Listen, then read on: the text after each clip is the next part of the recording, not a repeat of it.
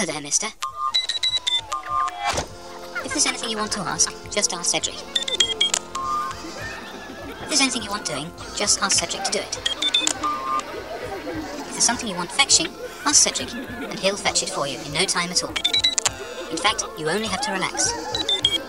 Sit back, take the weight off your feet, and enjoy a long, cool drink. Or maybe you'd like to eat something. A nice, juicy hamburger, perhaps, on rye bread with a delicious relish sauce. Cedric will cook it himself. While you're eating your meal, I'll be preparing your coffee. Ready for when you've finished. But that's not all Cedric can do. Throughout the day, he'll have attended to the housework, to the housework, to the housework, to the housework, to the housework.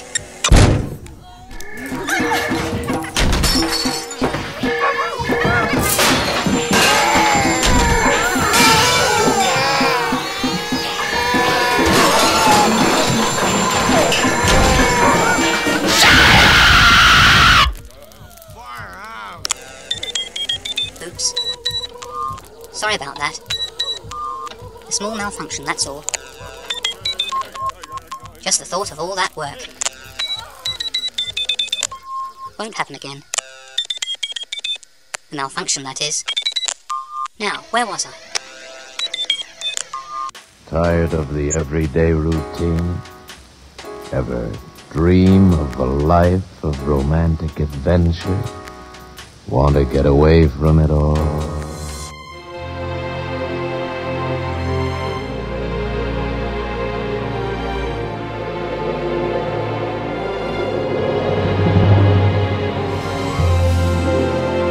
Hey, this is Hope Pavenmeyer from the Audio Mirror Podcast, and you're listening to Republic of Avalon Radio.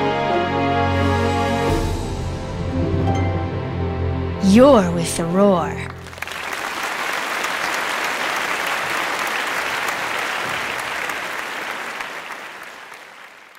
Sono lieto di poter rievocare in poche parole le esperienze delle prime trasmissioni radiotelegrafiche a grandi distanze da me felicemente eseguite attraverso l'Oceano Atlantico il 12 dicembre 1901. Holy snapping bra straps. It's a conspirator against civilization itself.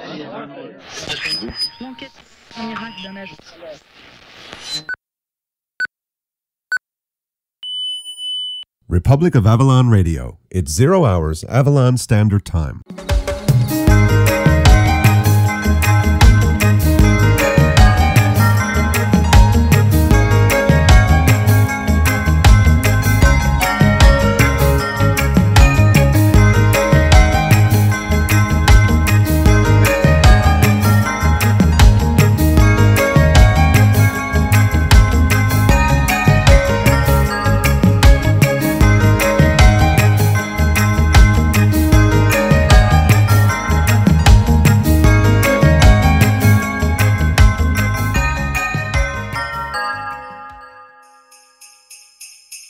Republic of Avalon Radio. You're with the Roar!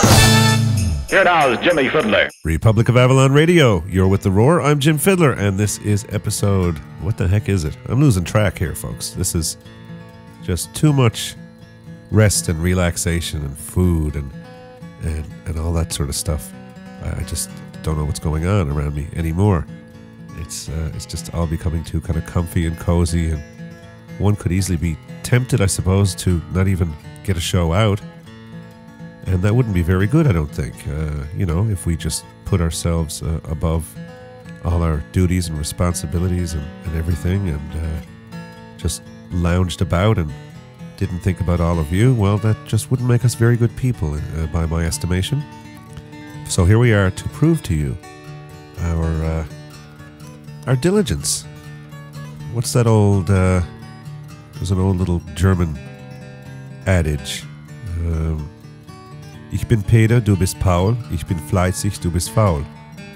Well, it doesn't rhyme very well in English, but it means I am Peter, you are Paul. I am diligent, you are lazy. More or less. So, we didn't want to be Paul in this case. Which brings me to an issue that we were having a bit of fun with yesterday, actually. We were poking around. The whole issue, there's this theory. There's an idea that some people have that Paul McCartney was killed in a car accident in October of 1966. Now, for you Beatles fans out there, some of you may believe this fervently, and some of you may not. It's very interesting if you go to YouTube and look at various clips of Paul McCartney being interviewed pre-October 66 and post. And I think there was quite a gap there too. There was sort of like months of nothing. People say it's just not the same guy. He doesn't look the same. His eyebrows are completely different. His nose is different. His profile looks completely different. It looks like somebody, a very good lookalike, who was made up perhaps to try to look very much like Paul McCartney. Well, this is quite fascinating, isn't it, folks? Imagine the idea that this band is so important to a generation of people that one of them gets killed in a car accident, and they have to find a kind of a lookalike because they don't want to, devastate the children. I mean, this is right after JFK as well, I suppose. Maybe, they just didn't want to devastate the kids, and Marilyn Monroe and John F. Kennedy and Joe DiMaggio, and how much can the kids take, I suppose? It could have been the issue at hand, could have been the question at hand, and maybe even in terms of the Beatles, I think they tried, they replaced Ringo on a tour and got quite a bit of flack. I think he had pneumonia or something like that, and just that didn't work at all. But I suppose in many people's minds at the time, Paul McCartney was the heartthrob. He was, John formed the band and all that sort of stuff. But I think a lot of, especially the female fans, really loved Paul McCartney, and it just might not have gone over very well if he happened to be gone and it was the Fab Three. So maybe they had to do something about it. Anyway, the interesting thing about it is if you go and look at the pictures on YouTube, and then you say to yourself, well, let's listen to some of the songs. Let's just A-B some stuff. Let's listen to some Paul singing in 1965, and then let's listen to Paul singing in 1967, for example. And you hear differences in the voice even. The voice is different. The eyebrows are different. The profile is different. And the most startling thing about this, I think, is you listen to the interviews and his whole overall persona is different. His attitude is different. His whole personality, what he's talking about, his character, how he holds himself, the things he talks about, just completely different. It's amazing. So you go through all this and you look at it, and visually you draw all these conclusions and so on, and you come to this conclusion that, hey, something funny's going on here. They replaced Paul McCartney with a lookalike. Ay, ay, ay. So you can go check all that out for yourself. My conclusion on the whole thing, if you can't even already hear me sort of smiling a little bit here, in pop culture there are all kinds of crazy things that people get fixated on. What somebody's wearing this week, and the Queen, and the Britney Spears, and the this and that and whatever. This whole pop culture. It's very interesting to many people who work day in and day out, and everything is about paying the bills and the hardships of life throughout the year, day by day, week by week, and they find this stuff fascinating. It's just the case. That's just the way it is. So I find it quite interesting to ponder such things. Well, actually, really I don't. I'll be honest with you all and fess up. I really don't find pop culture, the new culture, the new religion, the new whatever it's supposed to be called, I really don't find it very interesting at all. And I suppose in many cases, at worst, it's kind of tacky and degrading and insults one's intelligence. And at best, it's a really bad form of distraction from the travails of everyday life. And that brings me to my point here, hidden behind my little distraction at the beginning with Paul McCartney and Billy Chambers, or Billy, whatever his name is supposed to be. That's part of the whole thing too. People are looking at the album covers and Paul is dead and Hey Bungalow Bill. Bill was supposed to be the guy who stood in for Paul McCartney, you know, Billy, whatever his name is supposed to be. And then there's the whole Magical Mystery Tour and the Billy there and Billy Preston playing keyboards and John writing, Hey Bungalow Bill, what did you kill? All that stuff. It's very interesting when people spend their time worrying about these humans that they've turned into gods and worshipped and held above everybody else, and cook up all these crazy theories and conspiracy theories and so on, when there's really so much going on in the world that's real, crazy stuff, I mean horrible, crazy, nasty stuff that people don't want to think about too much, I suppose. But it's this time of the year, Christmas or Hanukkah or whatever it is for you, Kwanzaa, that gives some of us pause for thought. I think many of us, the whole idea is just a sort of a getaway from the year. We can stop and think about what we've accomplished over the last year and make some, maybe not quite make some plans for next year. Maybe we leave that until New Year's Day or leave it till January, but certainly at least to take stock over the last year, see what's gone on, what you've accomplished. And maybe you don't even want to do that. Maybe you just want to just take a vacation, time off, and just eat, drink, and be merry.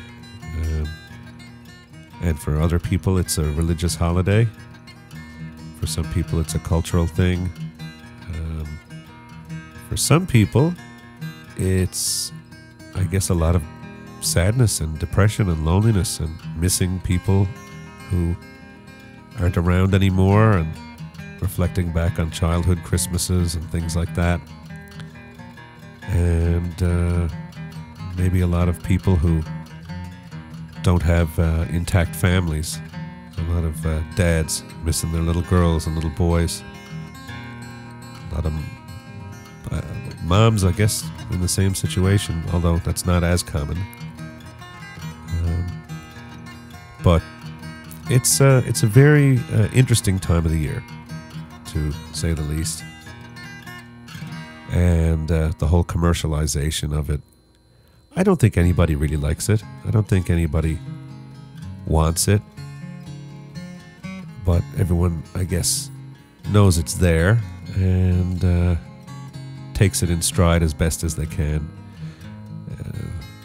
The main thing is when you hear some of the numbers about how many people go to banks and so on for consolidation loans in January, it's not too encouraging.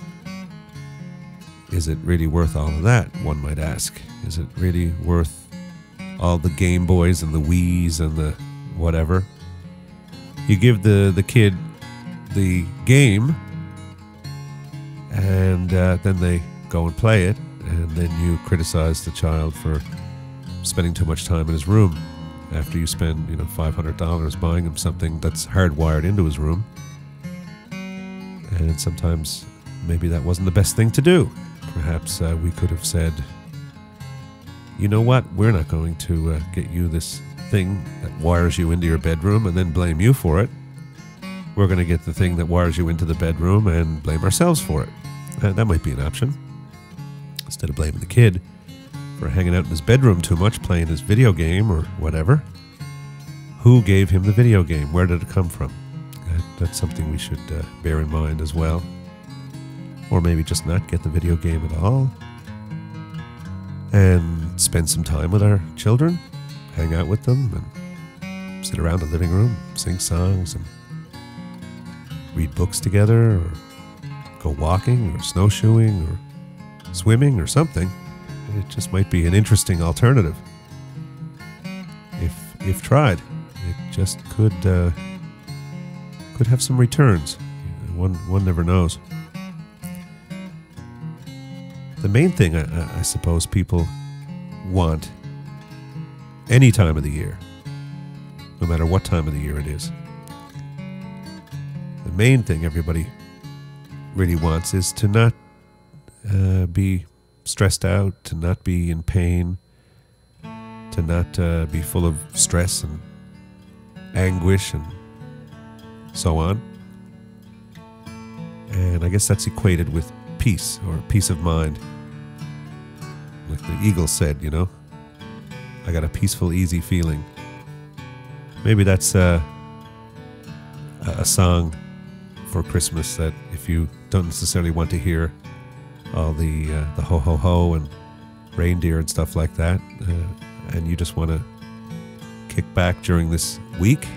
Christmas it's the 12 days of Christmas. We've always acknowledged what we call Old Christmas Day here, the 6th of January, and that's kind of when we take our tree down, things like that. We don't really have a big tree. We've got a little representation thereof in the living room, and we've got some decorations up around the house, and it's very warm and cozy, and we're having a really nice time eating all kinds of yummies and thinking about people. And we've had some really nice exchanges. Some people, definitely a big thanks to Anne in Philly and Jeff in New York, Mike in South Carolina, Mike in Vienna, Peter Halliburton in Lewisport. He gets 2 names. Wonder what he's been up to. You notice when people do things, they get more names. It's Lee Harvey Oswald, or it's, Kennedy. It's funny. I'm not the first person to have noticed that, but anyway, yes, Peter in Lewisport, and just several people. I don't want to leave anybody out, but people who have bought my music as Christmas gifts this year, and people who've gone over to republicofAvalonradio.com and clicked on the PayPal button and dropped a little something in the tip jar to help us have a better Christmas than certainly we would have if they hadn't done that. No question about that. And that's very much appreciated. And some very nice words as well from various people. And that's really what it's all about. If we could somehow, if it could be Christmas every day, I've heard people say that. I think the main reason why people want it to be Christmas every day, it's my suspicion, it has nothing to do with getting gifts or nothing to do with turkey per se. I think they see a different something taking place all around them. People slow down, people take time, people count to 10 before they jump, before they leap. People do tend to come together more.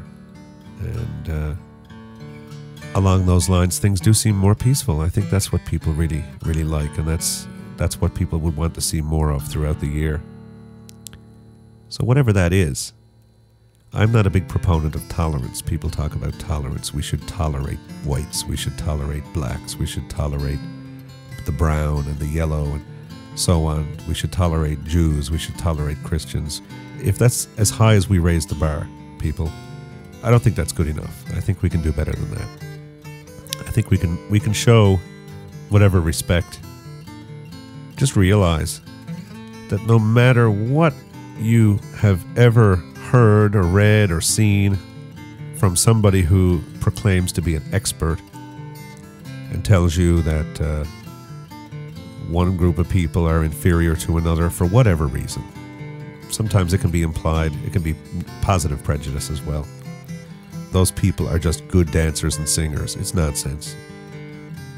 We have plenty of people from all races all over the earth that can and can't sing or dance or play hockey or baseball or football or be lawyers or judges or surgeons or whatever the case. So the whole idea of just tolerating.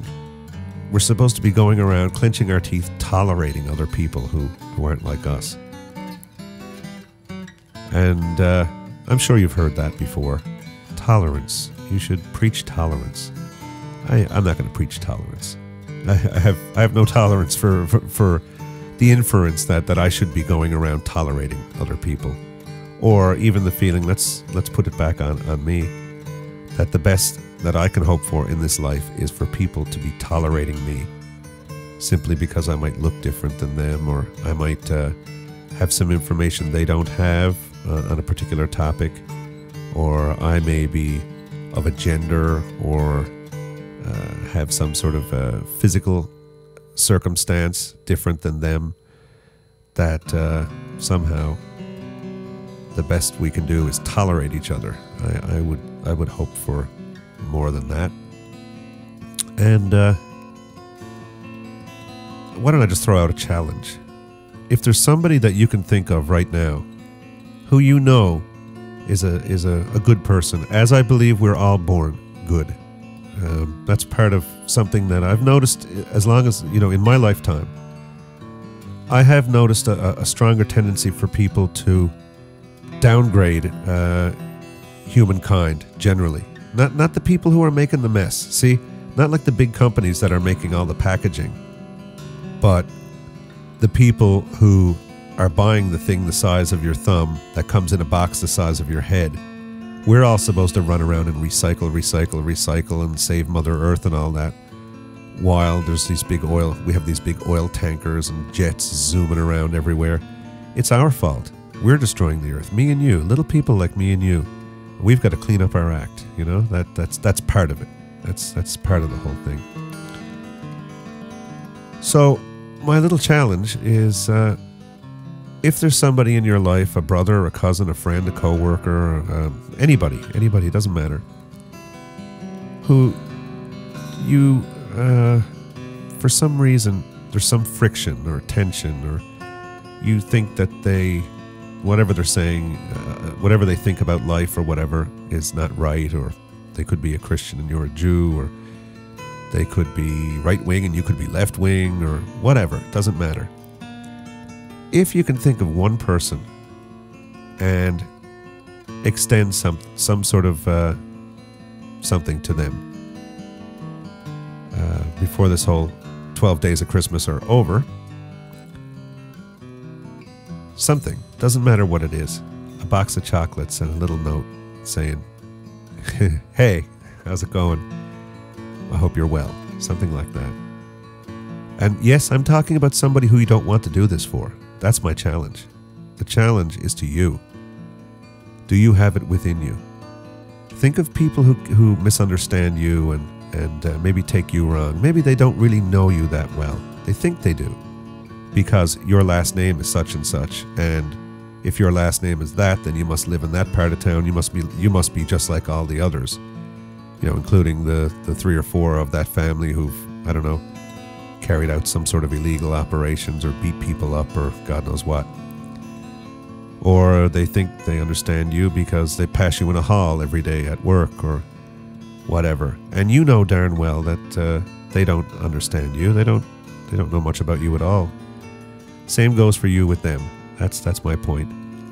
So if you can think of one person who you feel maybe they don't entirely know you, they got you pegged, pause for a second and ask yourself, well, you know what? Maybe I'm pegging them too. And just make a nice little gesture. Go knock on their door with a bottle of wine. Go in, sit down, or a cup of tea, or send them an email, or something. Maybe you haven't spoken to your father in 10 years. Maybe Dad's getting a little old. If you're thinking that he's a stubborn old mule or whatever, well, why don't you stop being stubborn? Why don't you make an effort? And don't worry about being right. It's not about being right. Just drop in, Say, hey, Dad. And Dad will grumble and do whatever he normally does. Maybe he won't. If you go in and your gun's not loaded and you throw it on the floor, he doesn't have to do the same. The point, I guess the important thing is nobody gets shot. That's the whole idea. So if you can think of somebody that you might want to extend some little bit of, not just all the regular people on your list, somebody who you've maybe deliberately left off your list, whatever, and make a little gesture. And don't expect anything in return. If they don't get back to you, if they don't email you, if they don't phone you back, whatever, it doesn't matter.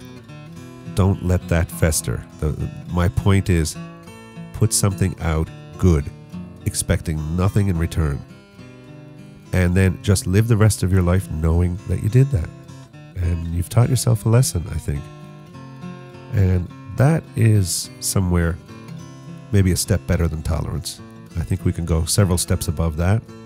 But that just might be interesting in and of itself. So that is my holiday challenge for the listeners to The Roar. And I do believe that we have a very, very good bunch of people here. And we want to extend all the best to everybody for whatever you're celebrating, whether it's Hanukkah or Kwanzaa or Christmas or solstice or whatever. We want to extend from Lillian and myself and from our Pusscat Gypsy all the best to everybody. And a big thanks for listening to us, for sticking with us over the last year. It's been a rocky year. We started out the year on a real sort of what some people call what the heck is that called? Mercury retrograde or something. That's one of these funny little astrological superstitions that Mercury starts going the other direction in the sky, and when this is happening, apparently people have a lot of bad luck with technology and things like that.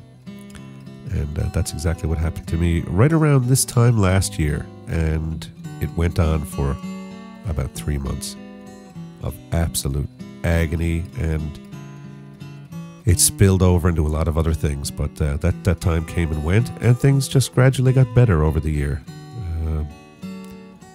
I think we have to take a certain amount of responsibility for these things and not let ourselves get bogged down and in the mire, sucked into the quicksand, and say, oh, poor me, or whatever. One thing that I always heard when I was growing up was, certainly somebody else somewhere has it worse than you. So kind of who are you to complain? I don't think that really works 100% because everybody, what's the old expression? Every man thinks his burden is the heaviest, but he who feels it knows it. That's the thing. It's not every man thinks his burden is the heaviest. So forget about your burden because somebody got it worse, because you don't learn anything that way. You don't learn how to carry your burden that way. You disassociate yourself, or you let the burden become you, as opposed to you taking control of your life and learning to carry those burdens and learning to lessen them and loosen your load and help other people do the same, hopefully. So there it is for all of that, folks. Hope everyone's having a great holiday season.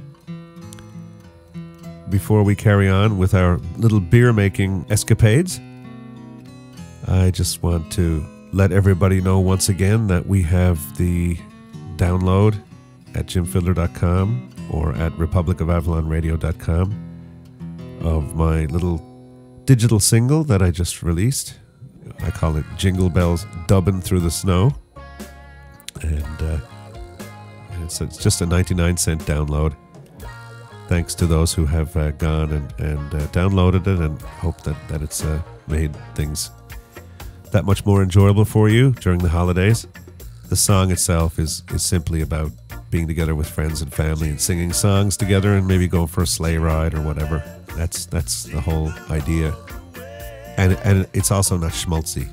I don't like being schmaltzy, So I'm not singing it with my hand over my heart or anything. I've got a big smile on my face, and I'm having all kinds of fun. I'm on the sleigh ride. I'm dubbing through the snow I was dubbing through the snow when I did that. So hope you guys all enjoy that. And let's carry on with the show. Thanks especially for listening to all my babbling, but I don't have any notes in front of me. I don't have a scrap of paper. I just record these little blurbs, I suppose, off the cuff, completely unprepared. I just maybe think a little bit ahead of time of a few points that I might want to make, or a couple of people that I don't want to forget mentioning or something like that. But that's about the extent of it. So thank you for your tolerance, and all the best of the season to everybody. Let's just carry on with the show. Settle in, get comfortable, enjoy, and know that there's another show just around the corner with lots of great content.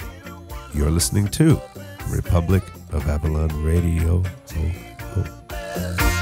Jingle bells, jingle all the way. Oh, what fun it is to ride in a one-horse open sleigh.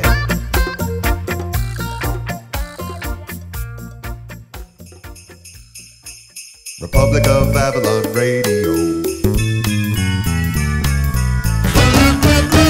You're with the roar.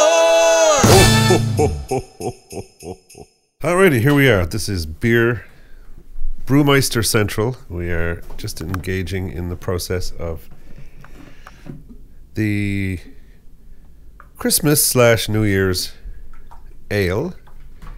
And right now, I have just lifted the first batch, up onto the table very, very gingerly.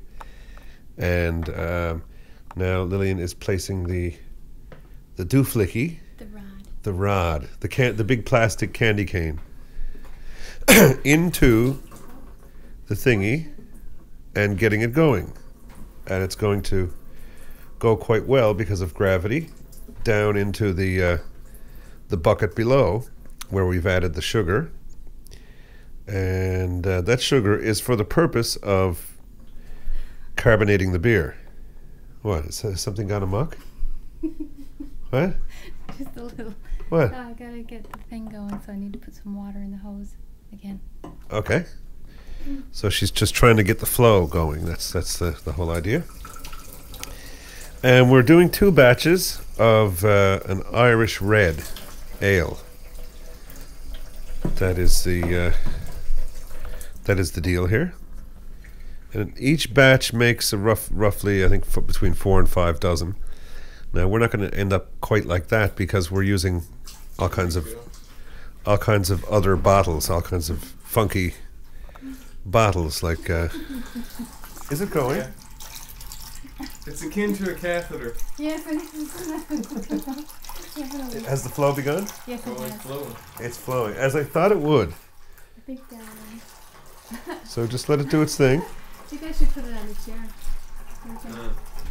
Okay, it's just that the hose was flopping around, so we had to. You have to wrestle it. You have to wrestle it. You have to wrestle the hose into submission. Now the thing about it too is keep an eye. So after it gets down so far, we want to make sure that we don't want the stuff off the bottom. Yeah. It's got that little tip on the bottom too, so it protects it. It's got a good smell. Yeah. Yeah, the fragrance is very nice. They have good smellage. Oh yes. Excellent. Bit of a hint of smetics. Yeah, I noticed it too. When we first put it down, I said to Lillian, when it was out kind of fizzing and fussing in the carboys when it first started, and all the little yeasties were in there doing their job and all that, I said, there's something familiar about that smell, isn't there? Remember? Yeah, it's similar color too. Yeah? But we got some tips from these people. This is a kit. It's called Brew House. And these are kits. Basically, you buy the this box of stuff, and it comes with instructions. And I think essentially what you're doing is you're buying the wort. It's not from scratch, but boy, I'll tell you, I've been making beer and tasting beer that people have made for a long time now, and I'll tell you, this stuff here is amazing. The quality of this beer, in terms of anybody who, you know, if you like a good beer, if you don't like beer, and I have some simple criteria to see if you like beer. It's pretty simple, really. Do you like beer ice cold? If you answered yes, chances are you don't like beer, because it deadens your taste buds. You can't taste it. And in fact, there's a little tip for you, just in case somebody might be offended out there. What are you saying? I don't like beer. There's a little test you can do if you want to see if a beer is really bad. You know, if you know that this is just a nasty beer, chill it all the further, and you'll actually make it drinkable. And of course, that also means that if a beer is more toward a room temperature, warmer than you'd want it, or even maybe warmer than that particular beer should be served, if the better the beer, the better it will taste at the warmer temperature. So there you have it for that. But this stuff is amazing. This particular one that we're doing is an Irish red, and it's I drink this beer called Smithwick's. It's an Irish ale, and this here is an Irish ale. And I contacted the people that manufacture these kits, these brew house people. I forget the name of the company. What's the name of the company? Do you recall? I should say on the box, or we don't have any of the. No, we don't have the box anymore. Should have kept that. That's good for putting bottles in It's stuff. the brew house. No, but that's not the name of the company. Oh, okay. Yeah, if you did a Google search for brew house, you would come up with it. Do they spell it BRU? EWHOUSE. See, I would spell that HAUS, but that's just me, I guess. So yeah, you can look it up. You can Google it, brew house. Anyway, we got in touch with them, and I was just asking the person I was talking to a question about something to do with the process. And in the process of asking a question about the process, she proceeded to be very friendly and nice, and we had a great conversation. And I was telling her what I was up to, and I was asking her, how could I go about making this most Smithwick's-like? So she said she would go check with the head brewer. So apparently she went and spoke with him, and he did a little bit of research and did all this calculating and math, and came up with all these numbers, and came back with recommendations. So not on this batch, but on the next batch, we're actually going to add a few things to the brew, and go about things slightly differently, and hopefully end up with something really very much like a Smithwick's, which is actually spelled SMITHWICK apostrophe S. So if you ever find yourself in the Republic of Avalon, you can just come to the pub, and now you know what to get me. And if you want to be really nice, during Christmas we'll be down there and stuff.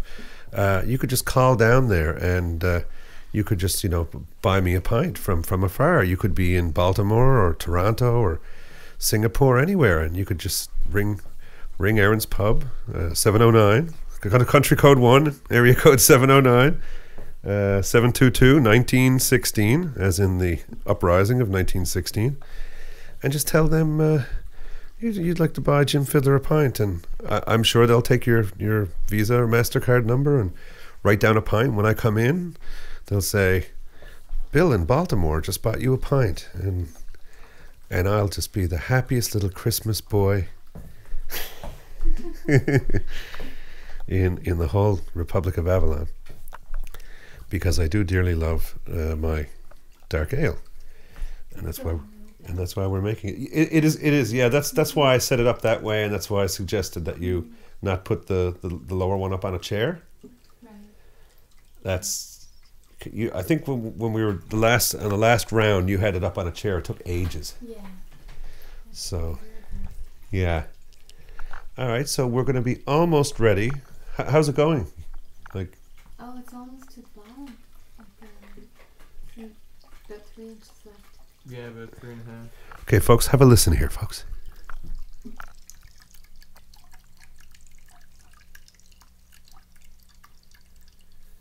That's the beer transferring from the carboy. A carboy is a container, a sealed container, and on the top there's a hole, and we jam quite a hefty-looking rubber cork into it, a plug, and that plug has a hole in it, and in that hole we put a little airlock with some water in it, so it creates this, it makes the carboy airtight, but it allows air to escape but none to get back in, which is what you want while it's doing its thing, while the yeast is acting on the sugar and all these kinds of things. So we're just now siphoning the beer from the carboy into a bucket where we've added the sugar. We mixed some sugar and some diluted some sugar in some boiling water, and that was put into the bucket, and now the beer is siphoning in with that, and then that needs to be viciously stirred. I think, no, it was vigorously, wasn't it? No,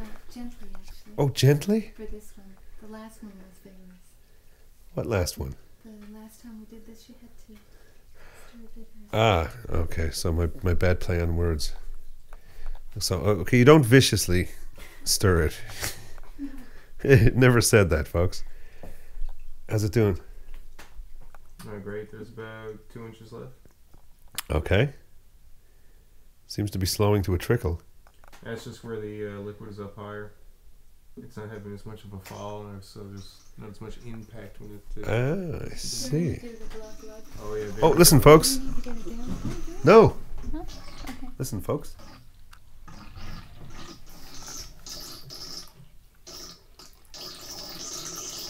Don't need to panic at all. We let nature take its course, folks. It's a beautiful thing. And now beer. It's just, to me, I think, two of the most brilliant things in the world technologically, when you think about it.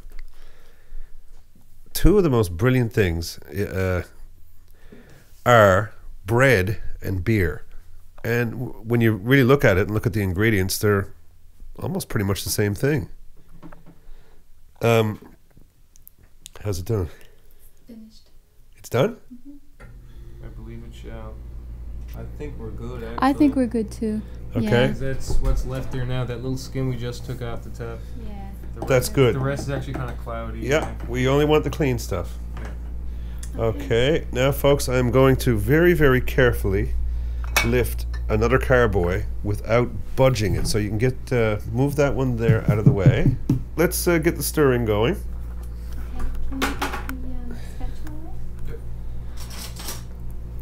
I always thought a spatula was a kind of a cooking implement for an unmarried, young unmarried man.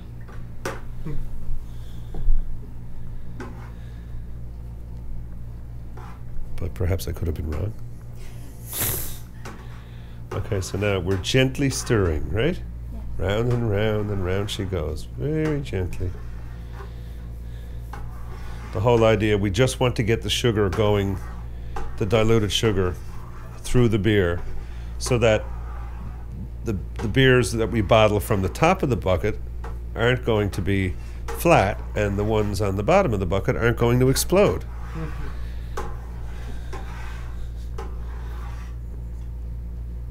So Lillian is stirring it up. Chicky, chicky, chicky, chicky, chicky, chicky, chicky, chicky. Dum dum dum dum dum dum dum dum dum dum. She's stirring it up. Now I'm going to get ready. We need now the thing we need to do is we need the bottles need to be we need to use that machine. We've got a machine. What's it called? It's called I don't know what it's called. What's the technical term? Squirter. What's it called? Okay, it's a very handy little machine. It's used, you put the solution, you put the stuff in the bottom that sterilizes the bottles, and this, you just push the bottle down on the top and it squirts the stuff up inside the bottle, and then you can rinse it under the tap, and that bottle is ready for... It's called Avinator. A what? Avinator. Spell it. A-V-V-I... A-V what? A-V-V...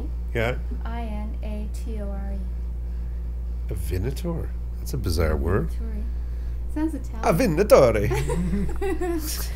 All right, let's get this show on the road. Where's our little machine? Well, there's no room. I got the machine here right there. Yeah, So but the problem with that is that we're going to be using the sink for rinsing. I'll make some room over here. We're going to need room. I'd say just to the right of the sink, actually. Excuse me. I can maybe try. Put some on the table, I guess. Yeah, just clear away just as many as you need right here in that area there. It'll be fine. So it's the Christmas beer that we are making, and we're going to have it for New Year's Eve. That's the main idea. But we'll be nipping at it during Christmas as it's progressing along. Supposed to be ready Christmas Eve. Supposed to be ready Christmas Eve, but that's barely. Okay. We just kind of barely did it, folks. You know, it's going to be just. Oops. Obviously, I would be happier to leave it instead of the 2 weeks. I'd be happier to leave it. Well, quite honestly, I want to get this routine, this cycle going around, so that at any given time we're drinking 3-month-old beer. That's where I want to get it. But during New Year's, we will be drinking 3-week-old beer, and it's supposed to be okay at 2 weeks. You know, for the impatient. Okay, we're going to get an assembly line going, huh? Yes. Now, Who's going to do what? I would suggest that you do. This thing here? Wait a second. We probably do the bottles first. Yeah. You probably do the thingy there, and I'll do the rinsey. Okay. So I'm going to put. And Andrew, you can maybe get over on that side, and when he's finished rinsing, I can kind of put the good bottles aside. Okay. Yeah, all ready to bottle, and I'm probably just going to. These go there? No, they got to go through the cycle. Okay. I'm probably just going to sit on the floor. So you want to put the good bottles, well, somewhere where they're easy to get at. And I'm going to start the water. Yeah, like the good bottles are probably a bit on the floor. Here we are. Yeah. This is going to be a racket, I can see, for you listeners. But it's ambience, isn't it nice? You hear the water in the sink, isn't it beautiful? What? It's working. Okay. It's supposed to. Well, next I'm surprised. You give me one? Okay, here I go. Now, folks, I'm filling this bottle up. And I'm emptying. Oh, at this rate. I'm filling up.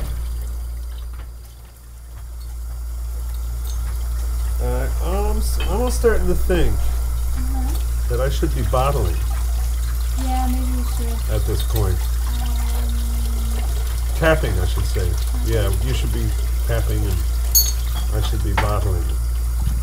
We're going to need to get more bottles from this. Yeah, I think you're right. Okay, but anyway, we're pounding along here.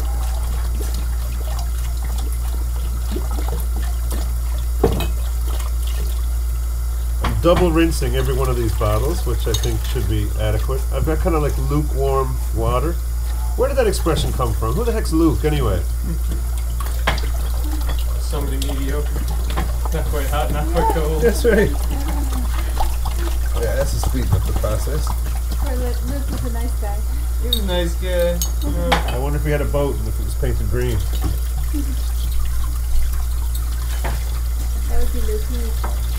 Yeah, but some people call them Lukey. This one's got gooberation on it. This bottle has gooberation.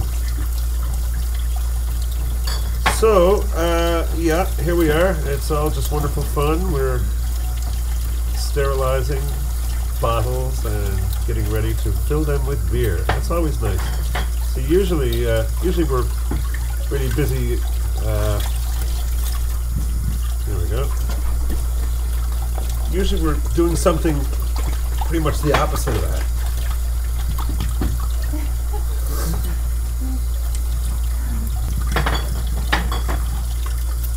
Okay. Usually we're putting the air in them. That's what we're usually doing. But this time,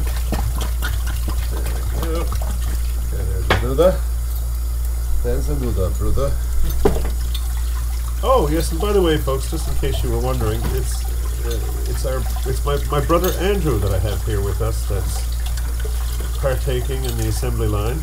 He is giving you greetings from afar. I'm sure you can hear. There we are. I'm still doing Fisher bottles.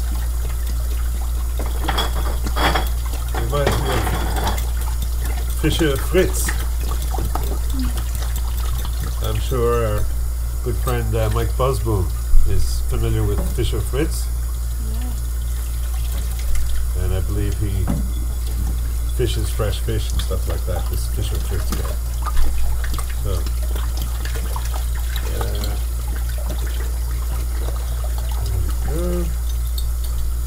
so this is kind of pretty much at this point monotony. It's one bottle and then another bottle and then another bottle, then there's another bottle, and just when that bottle's down, there's another bottle. And it kind of keeps on going like that. And we've got a lot of bottles. And we've got much bottlage. This is going to make how many beer? If you used regular sized bottles, depending, one batch should be good for anywhere between 4 and 5 dozen, in that range. So we've got, I would say, 9 to 10 dozen beer, but we're using a lot of really cool large and funky bottles here. We're going to get geared up for bottling. Okay. I think I can sit in a chair. Alright, do you want to get your chair? You want to be closer to Andrew because he's going to be passing you a bottle and then you're going to be putting beer in it.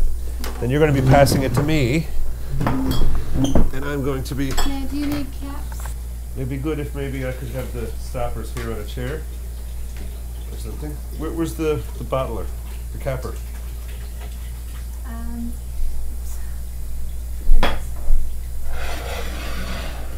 the caps are in this bucket, actually. Okay.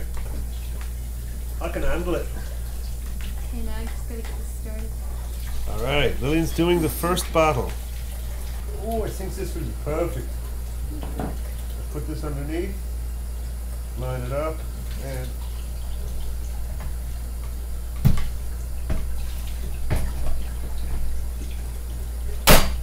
down she goes. I have capped one bottle. First bottle of beer. Yes. On the wall. So I'll put that one. Oh, what's this?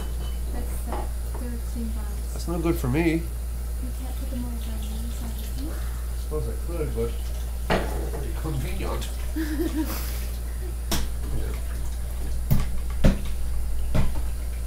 you do these Fisher, It's very easy to dispose of. we need it. You're not gonna. You're still thinking about whether you're gonna do it or not. There's nothing special that has to be done. Right? Is there one more there? Yeah. You gotta like these Fisher bottles. Now slow down for a second. Give me a moment. Okay, and this capper is fantastic. This thing I'm using, it's like a super nice big thing with a big handle on it, and I just, there we are. All right. Now, I'm going to shove over this way for a moment and tell you all about that. Oh, yeah. something we all have to watch out for from time to time. And that's sitting down when there's no chair there. One could injure one's tailbone. Yes, so we got a great shout out today from a listener of ours, Peter, out in Yonderville. Where is he again exactly? He's been a great. He's definitely in the top echelons, the upper echelons, in terms of time listened to the Roar, quality. I think he's a quality listener as well. You know, you can. The Roar is not just something that you kind of listen to lazily. I mean, you really have to kind of get your Roar hat and everything on and get geared up for it. So I think, yeah, Peter's been certainly there for an awful long time, if not right from the beginning. And he has supported the Roar and gone over to jimfidler.com and gotten my music, some of it at least. I don't know, how much does he have now? Does he have all 4 CDs? I don't think so, but he bought some for gifts. Okay, yeah, I think... And he bought your t-shirt. Okay, he's bought the t-shirt and CDs and the whole 9 yards, so a big thank you to Peter for that, for supporting us and spreading the music around. That's a big thing for me. I certainly appreciate that. And yes, and he did this wonderful little shout out for us, which you will all be hearing on the next episode of The Roar. So keep your ears open for that. And Peter, you know, phone all your old high school friends and tell them all to listen to your 15 seconds of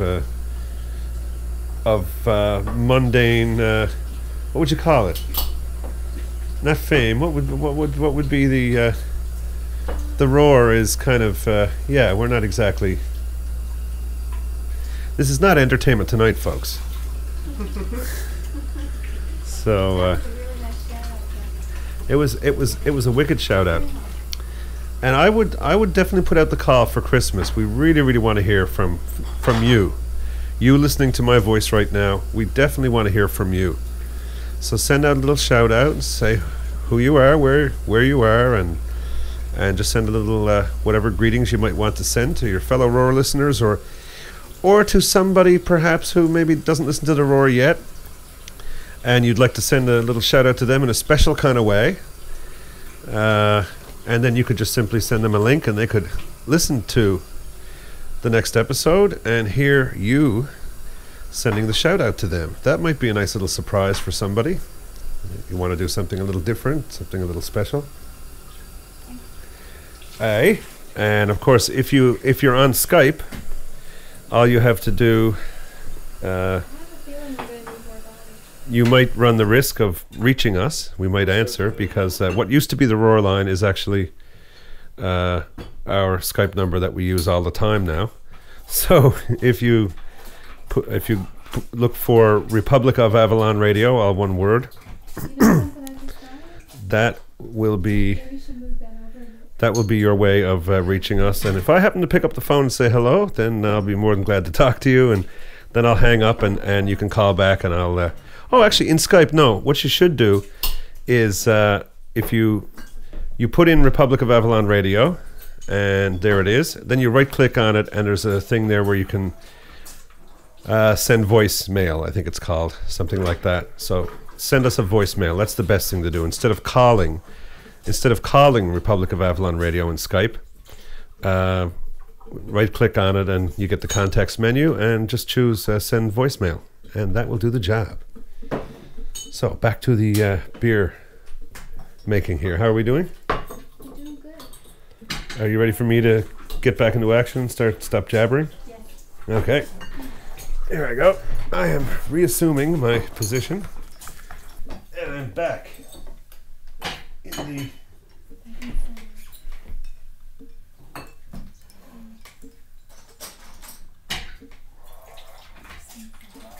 It's almost finished. Okay. Thank you.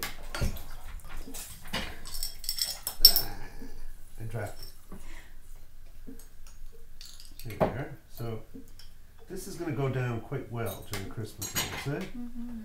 This village. So the three of us gotta be together when we crack the first. Indeed. First ones, I think. That will be on Christmas Eve. These will be ready on Christmas Eve. That'd be a nice treat. Mm-hmm. Oh. Come on! Ah. There we are. This capper works absolutely brilliantly. There's another type you get. It's almost, what the heck? Oh, there's another type that's kind of like almost looks like a nutcracker. It takes two hands and there's no base to it or anything, and those things are just terrible. This one here is a nice big tall guy, fully adjustable with a base and a nice big kind of a crank handle, and there we are. And it's precise. It's doing the same thing over and over because it's adjusted. I have the height adjusted, so there's no guesswork in it. I can't sort of press too hard, or I can't press down too far or anything like that. It's the same amount each time. So as long as you set it correctly, which I did, then it's pretty much smooth sailing after that.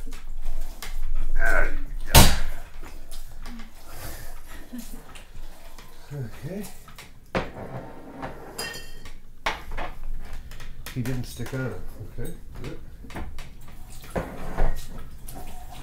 We do that here in Newfoundland sometimes. We refer to, I just caught myself doing it. We refer to inanimate objects as having gender. So a boat, for example, is always, folks, a boat is always which gender? Female.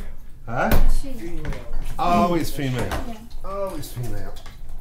A boat is always a she. Same can be said for cars too. Hers are, I think, almost always, if not always, she's. So is it anything that moves? Anything that moves is a she. Anything that moves humans. Pretty much, I think so. Anything we find particularly moving. Yeah, there you go. So what would male things be? That you can I think like this, the stopper is a he. The stoppers that I'm putting under these bottles are he's. Must be, because I just called him a he and I never thought about it. So a Newfoundlander cannot be wrong in terms of figuring out gender. It's like, you know, French or Spanish people. They just know instinctively the gender of an object. Well, we say things like pass he over here. Yeah. True that. Could be a bottle. Maybe the simpler objects are just called he. Yeah. The more complex Kind of dynamic stunned. objects. Stunned objects, yeah. Kind of grunt objects. Oops. Don't get confused, folks. I'm not a feminist or anything like that. But I'm not a chauvinist either. I'm a humanist. I'm into humans. But not, you know, entirely, like, equally. I must say I have a strong preference toward the female gender for, you know, such things as companionship and things like that. But there's a few fellows around that I'm quite fond of and I enjoy talking to and hanging out with. And I'd say a few of them will be partaking in some of this ale during Christmas and New Year's. Mm-hmm. Like Sean. Like our good friend Sean, or Futon, some people may know him as, and our friend Doug. Maybe Sandy. Yes, my good old buddy Sandy, who's actually female. This is not. We're not just making this beer for men to drink. That's for humans. Yeah. But I was just commenting on the fact that one of the things I think I like to do with men, you know, just to make up for the fact that I won't live with them and, you know, kind of have lifelong relationships with them and stuff, is I'll drink beer with them from time to time and hope that will suffice. You won't have their children, though. No. No, certainly not. They can look after that themselves, I think.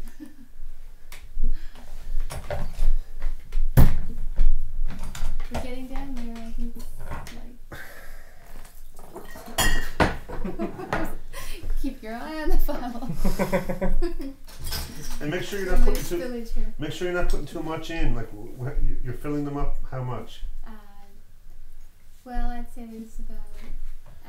An inch from the top. Yeah. You got to be careful because they need a little bit of room to breathe. They do. Yep. Yeah, I know. Can you put those in a box? Yep. I've had some experience at this. Yes, you have, my darling. Beer master. Yes. This is going absolutely swimmingly. It really is. Once you get started, it goes fast. Yeah. The worst part is worrying about it in advance. Yeah, the worst part, I think, is just getting all the bottles ready, dragging them out of the basement. Yeah. Cleaning them up. Which is another tip for any of you who do make your beer. If you decide to try making a bit of beer, this is a tip maybe that you won't always get from you know, if you get the kit and, you know, there's lots of instructions in the kit and things like that. A really good tip is as you drink the beer, once the beer is ready to be drank and you're opening them up, open the beer, pour the beer out into the glass, and then I always immediately fill the bottle and empty it twice with water, so that there's nothing really left in the bottle that's going to really go bad. You know, the bottle's not going to go bad. So when it's time for your next batch, those bottles are going to be quite clean. It's a brilliant little tip. So we'll have to record when we have our first sip. We will. On Christmas Eve. Yep. Be like Frank Edward Nora. Just taste test. Yes. Now that's what I'd like to see Frank do. I'd like to see Frank make some beer. Yeah. So, good friend Frank Edward Nora from the Overnightscape, who we've mentioned before, theovernightscape.com. And you can hear Frank tasting all kinds of things on that show, from candy bars to whiskey, single malt whiskey. And quite recently he was testing something that he called, not so affectionately, mystery drink. And it was disgusting.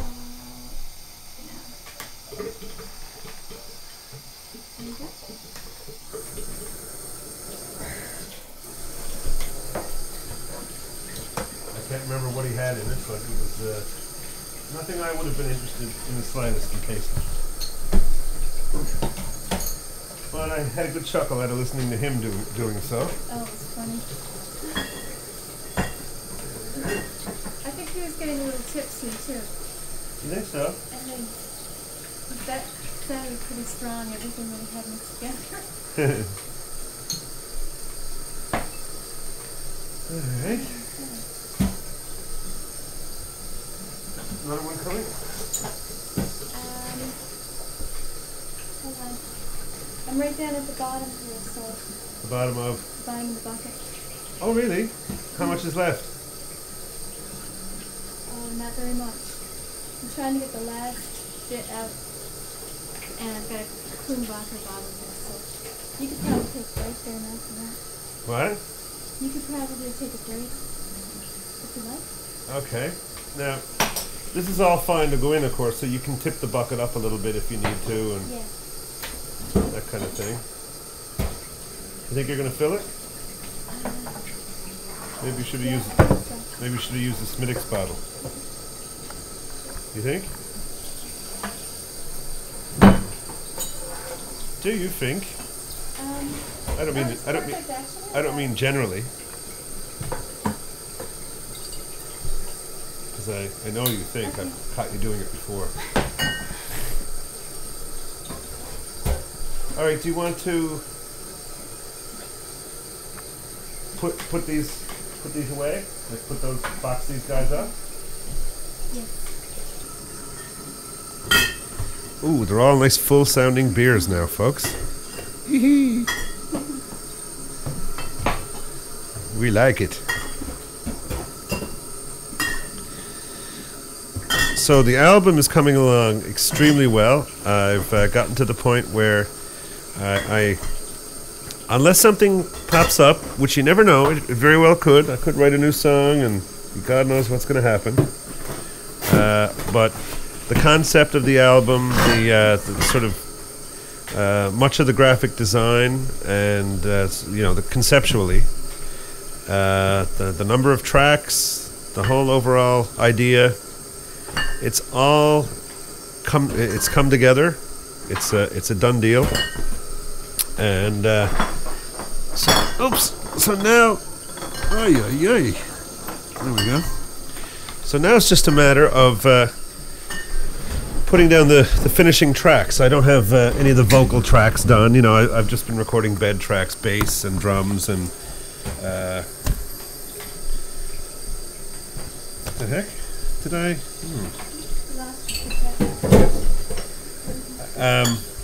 Bass and drums and a bit of programming and some Hammond organ and piano and some electric guitar, percussion and extra percussion. But you really want to get the shapes going first, build up the foundations of the songs. And then, the last stuff you do, getting near the end, is when you start putting in kind of solo, lead guitar things and vocals and horns and all these sorts of things. So, but it's shaping up very, very well, I must say. I'm very pleased. It's coming into its own, and we're starting to be able to pick it out on the what is it they call that?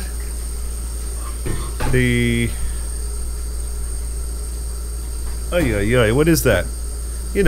Mom and Dad are looking at the baby on the monitor there. What's that called? The ultrasound. The ultrasound. Yeah, we're starting to see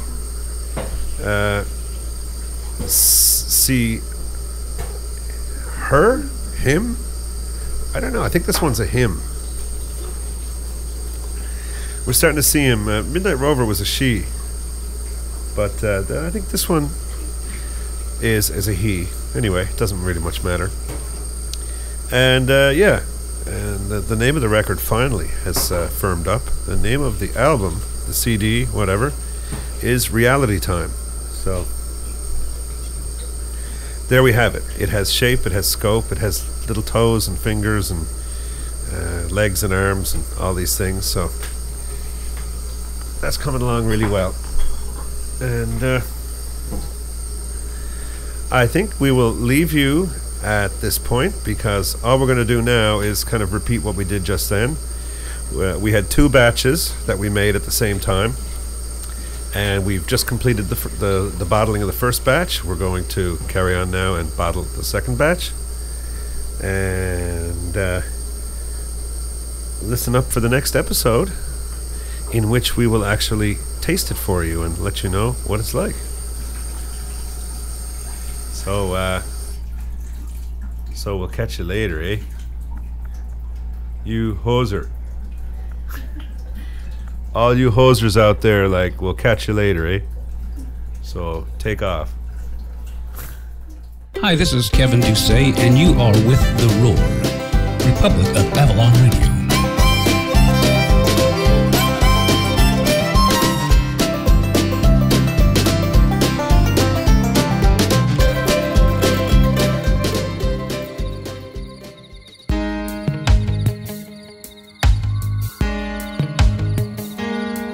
Well, that's it for another episode of Republic of Avalon Radio. Thank you for being with us. We hope you've enjoyed hanging out with us at this time of the year. Next episode will be our most holiday-inspired episode. So make sure to keep your eyes and ears peeled for that. But in the meantime, from Lillian and myself, happy ho-ho-ho. Take care of each other, and we'll catch you next time right here on Republic of Avalon Radio.